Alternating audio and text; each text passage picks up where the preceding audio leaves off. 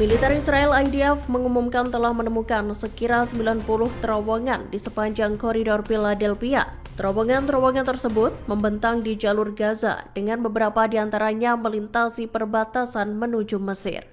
Pengumuman yang disampaikan pada Kamis 13 Maret 2025 ini mengungkapkan upaya militer Israel dalam mengidentifikasi dan menutup saluran-saluran yang digunakan untuk berbagai kegiatan Hamas.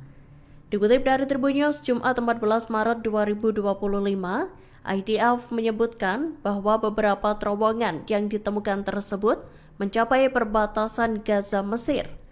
Sumber-sumber informasi militer Israel menyatakan pasukan teknik IDF berhasil menemukan berbagai jenis terowongan di koridor Philadelphia yang menghubungkan penyeberangan Rafah hingga ke laut.